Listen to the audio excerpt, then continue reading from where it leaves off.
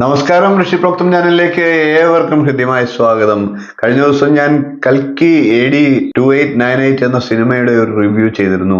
Review ചെയ്യാൻ കാരണം അത് പുരാണ കഥയാണ് എന്നുള്ളതാണ്. പുരാണ കഥയും ആധുനികമായിട്ടുള്ള സാങ്കേതിക വിദ്യകളും എല്ലാം സംയോജിപ്പിച്ചുകൊണ്ട് ആ കഥയെ ബേസ് ചെയ്തുകൊണ്ടുള്ള സിനിമയായതുകൊണ്ട് തന്നെയാണ് ആ റിവ്യൂ ചെയ്തത്. അതിനകത്ത് ഒരുപാട് കാര്യങ്ങൾ നമ്മുടെ ആധ്യാത്മികവും പുരാണവുമായിട്ടുള്ള കാര്യങ്ങളിൽ നല്ല പ്രതിപാദ്യമുണ്ട്. അതുകൊണ്ട് തന്നെയാണ് നമ്മുടെ ചാനലിൽ അത് നിങ്ങളെ അറിയിക്കണമെന്ന് തോന്നിയത് കൊണ്ടാണ് ചെയ്യുന്നത്. ആ വീഡിയോയിൽ പറഞ്ഞ പ്രകാരം കൽക്കിയെക്കുറിച്ചും അശ്വത്ഥാമാവിനെ കുറിച്ചും ശംബാല എന്ന ഗ്രാമത്തെക്കുറിച്ചും ഒക്കെ പ്രത്യേകം വീഡിയോ ചെയ്യാനുണ്ട്. എല്ലാം കൂടെ ഒരു വീഡിയോയിൽ കൊടുത്താൽ വളരെയധികം ദൈർഘ്യമാകും. അതുകൊണ്ട് തന്നെ അതെല്ലാം വിശദമായിട്ട് നിങ്ങളെ അറിയിക്കണം എന്നുള്ള ഉദ്ദേശത്തോടു കൂടിയാണ് പ്രത്യേകം വീഡിയോ ചെയ്യുന്നത്.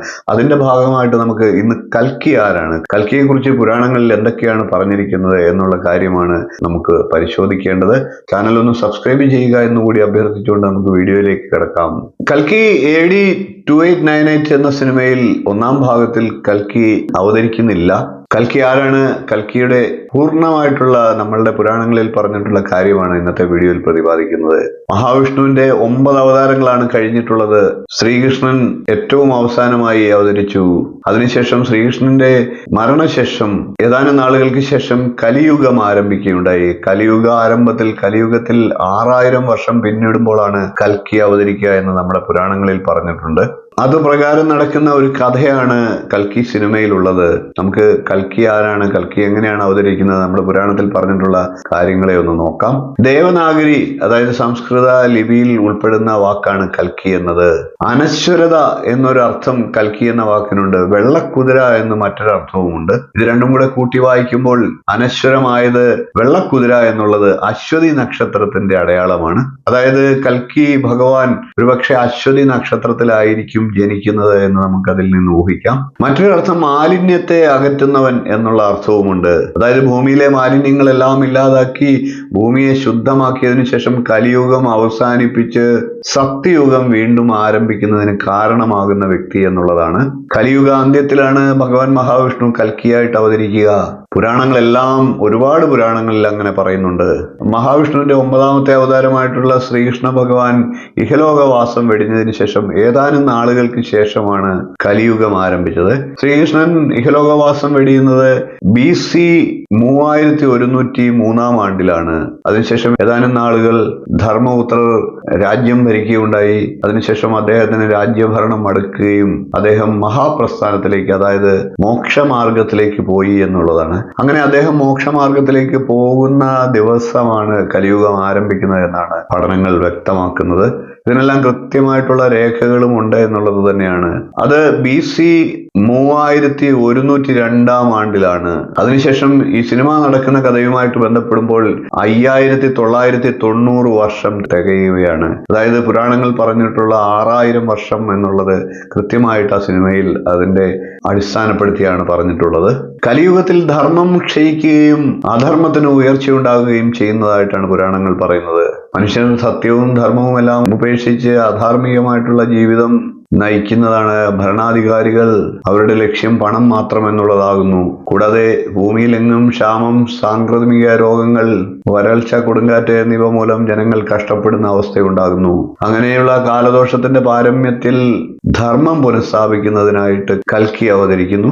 അങ്ങനെ വിഷ്ണു ഭഗവാൻ ശംഭലം എന്ന ഗ്രാമത്തിൽ, ശംബാള എന്നുള്ള പുരാണത്തിൽ പ്രതിപാദിക്കുന്ന ഗ്രാമം ഇന്നും ഭൂമിയിലുണ്ട് എന്നും അത് കൈലാസത്തിൽ അതിരഹസ്യമായിട്ടുണ്ട് എന്നുമാണ് പറയുന്നത്. അവിടേക്ക് സാധാരണ മനുഷ്യർക്ക് എത്തിപ്പെടാൻ സാധിക്കില്ല എന്നും അവിടേക്ക് എത്തിപ്പെടാനുള്ള ശ്രമങ്ങൾ അമേരിക്കയുടെയും റഷ്യയുടെയും ഒക്കെ ശാസ്ത്രകാരന്മാർ നിരവധി വർഷങ്ങൾക്ക് മുമ്പ് തന്നെ പഠനം ആരംഭിച്ചുവെന്നും അവർക്ക് ആർക്കും തന്നെ എത്തിപ്പെടാൻ സാധിച്ചിട്ടില്ല എന്നതും ഒരു അത്ഭുതമാണ്. അവരുടെയൊക്കെ വിശ്വാസം കൈലാസത്തിൽ എവിടെയോ അത്തരത്തിലൊരു ഗ്രാമം, അതിവിശേഷമായിട്ടുള്ള ശക്തിവിശേഷങ്ങളുള്ള ഗ്രാമം ഉണ്ട് എന്നുള്ളത് തന്നെയാണ്. അങ്ങനെ മഹാവിഷ്ണു ഈ ശംഭലം അല്ലെങ്കിൽ ശംബാളം എന്നീ വിവിധ പേരുകളിൽ പ്രതിപാദിക്കുന്ന ഈ ഗ്രാമത്തിൽ ഒരു തമിഴ് വേരുകളുള്ള കുടുംബത്തിൽ അവതരിക്കുമെന്നാണ് പുരാണങ്ങൾ പറയുന്നത്. ദുഷ്ടന്മാരെ നിഗ്രഹിച്ച് വർണ്ണാശ്രമ ധർമ്മങ്ങൾ പുനഃസ്ഥാപിക്കും. അതോടൊപ്പം പുരുഷാർത്ഥങ്ങളും പുനഃസ്ഥാപിക്കുന്നതാണ്. അതോടെ കലിയുഗം അവസാനിക്കുകയും സത്യയുഗം ആരംഭിക്കുകയും ചെയ്യും. സത്യയുഗം എന്നത് ധാർമ്മികതയുടെയും പവിത്രതയുടെയും യുഗമാണ്. അതിന് കൃതയുഗം എന്ന് മറ്റൊരു പേരുമുണ്ട്. ഒടുവിൽ അവതാരങ്ങളെല്ലാം ലക്ഷ്യമെല്ലാം പൂർത്തിയാക്കിയതിനു ശേഷം കൽക്കി മഹാവിഷ്ണുവിൽ ലയിക്കും എന്നാണ്. കലിയുഗം തുടങ്ങി 6000 വർഷങ്ങൾക്ക് ശേഷമാണ് കൽക്കി അവതരിക്കുക എന്നാണ് പുരാണങ്ങൾ പ്രകാരം നമുക്ക് മനസ്സിലാക്കാൻ സാധിക്കുന്നത്. അങ്ങനെ വരുമ്പോൾ ഇനിയും 800-ലധികം വർഷങ്ങൾ ബാക്കിയുണ്ട് എന്നർത്ഥം. ഭാഗവത പുരാണത്തിൽ വ്യക്തമായിട്ട് കൽക്കിയുടെ കഥകൾ പറയുന്നുണ്ട്. അതേപോലെ തന്നെ വിഷ്ണു പുരാണത്തിൽ പറയുന്നുണ്ട്. അഗ്നി പുരാണത്തിലും പത്മപുരാണത്തിലും ഭവിഷ്യ പുരാണത്തിലും ഗരുഡ പുരാണത്തിലും കൽക്കിയുടെ അവതാര കഥകൾ പറയുന്നുണ്ട്. കൽക്കി പുരാണത്തിലാണ് കൽക്കിയുടെ അവതാരത്തെക്കുറിച്ച് പൂർണ്ണമായിട്ടുള്ള ഒരു രൂപം നമുക്ക് നൽകുന്നത്. കലിയുഗത്തിന്റെ അന്ത്യഭാഗമാകുമ്പോഴേക്കും ശമ്പല എന്ന ഗ്രാമത്തിൽ വിഷ്ണു ഭക്തനായിട്ടുള്ള വിഷ്ണു യശൻ എന്ന വ്യക്തിയുടെയും സുമതിയുടെയും പുത്രനായിട്ടാണ് കൽക്കി ജനിക്കുന്നത് എന്നാണ് കൽക്കി പുരാണം പറയുന്നത്. ഭാഗവത പുരാണത്തിലും ഈ കാര്യങ്ങൾ വ്യക്തമായിട്ട് പറയുന്നുണ്ട്. ധനുമാസത്തിലെ കൃഷ്ണപക്ഷത്തിൽ അഷ്ടമി നാളിലാണ് കൽക്കി ജനിക്കുന്നതായിട്ട് പറയുന്നത്. അഷ്ടമി നാൾ പൗർണമി കഴിഞ്ഞുള്ള 8ാം ദിവസം എന്നർത്ഥം. ശ്രീകൃഷ്ണ ഭഗവാൻ കറുത്തപക്ഷത്തിലെ അഷ്ടമിയിലാണ് ജനിച്ചത്. ഇത് ഭവിഷ്യ പുരാണത്തിലും ഈ കാര്യം പറഞ്ഞിട്ടുണ്ട്. ജാതകപ്രകാരം കൽക്കി അതിസമ്പന്നനായിരിക്കും, അതിശക്തനായിരിക്കും, ദ്രുതഗതിയിൽ ചിന്തിക്കുന്ന വ്യക്തിയാണ്. അത് അപ്രകാരം തന്നെ പ്രവർത്തിക്കുന്ന ആളുമാണ്. എപ്പോഴും ജയിക്കുന്ന ആളാണ്, ധർമ്മിഷ്ഠനാണ്. ഇതെല്ലാം കൽക്കി പുരാണത്തിൽ വ്യക്തമായിട്ട് പറഞ്ഞിട്ടുണ്ട്. കൽക്കിയുടെ ആധ്യാത്മിക ഗുരു യജ്ഞവൽക്യനായിരിക്കും. കൽക്കി സിനിമയിൽ പ്രതിപാദിക്കുന്നത് പോലെ കൽക്കിയുടെ ഗർഭാവസ്ഥയിലുള്ള സംരക്ഷണം അശ്വത്ഥാമാവ് എന്ന മഹാഭാരതത്തിലെ കഥാപാത്രത്തിന് തന്നെയാണ്. ദ്രോണാചാര്യരുടെ പുത്രനായിട്ടുള്ള അശ്വത്ഥാമാവാണ് കൽക്കിയെ ഗർഭാവസ്ഥയിൽ സംരക്ഷിക്കുന്നത്. അതിന് അദ്ദേഹം പ്രായശ്ചിത്തം എന്ന രീതിയിൽ അത് ചെയ്യുകയാണ്. അശ്വത്ഥാമാവിന്റെ കഥ സമ്പൂർണ്ണമായിട്ട് അടുത്ത ദിവസം മറ്റൊരു വീഡിയോയിൽ പ്രതിപാദിക്കാം. വളരെയേറെ അറിവുകൾ ആ വീഡിയോയിൽ ഉണ്ടാകും. ആ വീഡിയോയിൽ നിങ്ങൾ കാണുക. അശ്വത്ഥാമാവ് ചിരഞ്ജീവിയാണ്. അശ്വത്ഥാമാവിനോടൊപ്പം മറ്റൊരു ചിരഞ്ജീവിയായിട്ടുള്ളത് മഹാവിഷ്ണുവിന്റെ 6ാമത്തെ അവതാരമായിട്ടുള്ള പരശുരാമനാണ്. അദ്ദേഹവും കൽക്കിയുടെ അവതാര ഉദ്ദേശത്തിനായിട്ട് കാത്തിരിക്കുകയാണ് എന്നാണ് പുരാണങ്ങൾ പറയുന്നത്. കൽക്കിയെ അയോധന വിദ്യ അഭ്യസിക്കാനുള്ള ചുമതല പരശുരാമനാണ് എന്നാണ് പുരാണങ്ങളിലൂടെ നമുക്ക് മനസ്സിലാക്കാൻ സാധിക്കുക. അതിനായി അദ്ദേഹം കാത്തിരിക്കുകയാണ് എന്നാണ് നമുക്ക് ഊഹിക്കേണ്ടത്. അതേപോലെ തന്നെ അശ്വത്ഥാമാവും കൽക്കിയുടെ അവതാരത്തിനായിട്ട് കാത്തിരിക്കുകയാണ്, തന്റെ തെറ്റുകൾക്ക് പ്രായശ്ചിത്തം ചെയ്യാനായിട്ട്. ലക്ഷ്മി ദേവിയുടെ അവതാരമായിട്ടുള്ള പത്മയായിരിക്കും കൽക്കിയുടെ ഭാര്യയായി വരിക.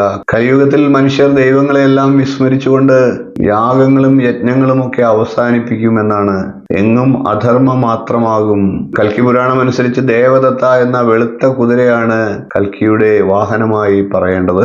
ഈ കുതിരയ്ക്ക് ചിറകുകൾ ഉണ്ടായിരിക്കും എന്നുള്ളതാണ് ഭവിഷ്യപുരാണത്തിലും കൽക്കി പുരാണത്തിലും പറയുന്നുണ്ട്. ഒരുപക്ഷെ അത്യാധുനിക വിമാനമാകാം, പറക്കുക എന്നുള്ള ഉദ്ദേശത്തോടു കൂടിയായിരിക്കും അങ്ങനെ ചിറകുകൾ ഉണ്ടാകും എന്ന് എഴുതിയിരിക്കുന്നത്. കൽക്കി ഭഗവാൻ അപ്രകാരം ഈ പറക്കുന്ന കുതിരയിൽ ഏറി ദുഷ്ടജനങ്ങളെ എല്ലാം നിഗ്രഹിക്കുമെന്നാണ് വിശ്വാസം. അങ്ങനെ സജ്ജനങ്ങളുടെ ദീർഘകാലമായിട്ടുള്ള കാത്തിരിപ്പിന് വിരാമമിട്ടുകൊണ്ട് ദുഷ്ടന്മാരെ എല്ലാം നിഗ്രഹിച്ച് കൽക്കി ഭഗവാൻ കലിയുഗത്തിന് അന്ത്യം കുറിക്കുമെന്നാണ് കൽക്കി പുരാണം പറയുന്നത്.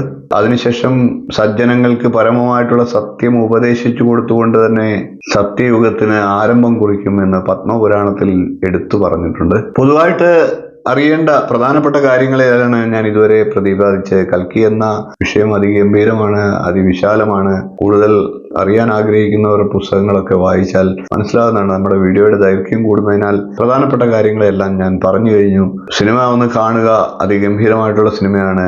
വീഡിയോ ഇഷ്ടപ്പെട്ടുവെങ്കിൽ ഒന്ന് ലൈക്ക് ചെയ്യുക, ഷെയർ ചെയ്യുക, ചാനൽ ഒന്ന് സബ്സ്ക്രൈബ് ചെയ്യുക, നിങ്ങളുടെ അഭിപ്രായം കമന്റായിട്ട് അറിയിക്കുക, നോട്ടിഫിക്കേഷൻ ബെൽ ബട്ടൺ ഒന്ന് ഓൺ ചെയ്ത് വെക്കുക. അടുത്ത ദിവസങ്ങളിൽ നമുക്ക് അശ്വത്ഥാമാവിന്റെ കഥയുമായി കാണാം. നന്ദി, നമസ്കാരം, ശുഭദിനം.